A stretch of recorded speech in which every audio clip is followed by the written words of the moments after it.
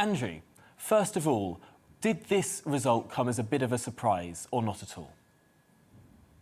The verdict of the judge? No, I think it was expected. I think it's been expected in Parliament and across Leicester itself. It's been fairly unedifying for all parliamentarians. I understand that Claudia may well be appealing against this decision, so I think the by-election that we're all expecting may be some months away, or if she does what I think would be the decent thing and resign now to allow a by-election, and certainly Leicester East, with all its problems, historic and current, it desperately needs strong representation. And to be fair, the Labour Party has called on Claudia Webbe, who is, of course, elected under their banner. They've called on her to resign. But interestingly, in the trial, a character witness statement was given by none other than Jeremy Corbyn, standing up for the woman who was found guilty of harassing, found guilty of threatening another woman with acid, threatening a woman of sending intimate photos of her to her children. How on earth did Jeremy Corbyn give a character statement here? Well, it wasn't just Jeremy Corbyn, was it? I understand John McDonnell came out in support of Claudia, and so did Diane Abbott.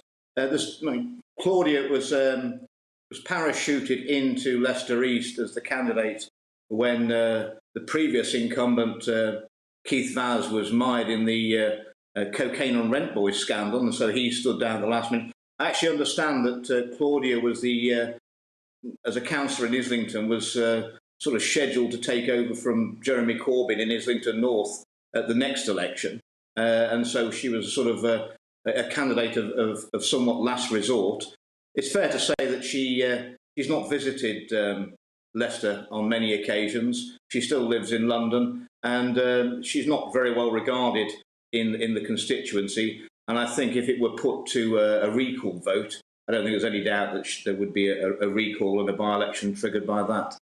And of course, it would be 10% of the constituents that would need to trigger that that by-election, that recall by-election. It's interesting. The constituents of Leicester East seem to have had a really tough time of it recently. You mentioned the previous incumbent, also a Labour MP in that seat, has had scandals of his own, and now Claudia Webbe. I mean, what will it take for the people of Leicester East to get a scandal-less MP?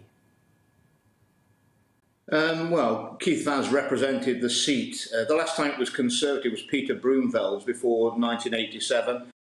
Vaz was there from 87 till 2019, 32 years as the MP.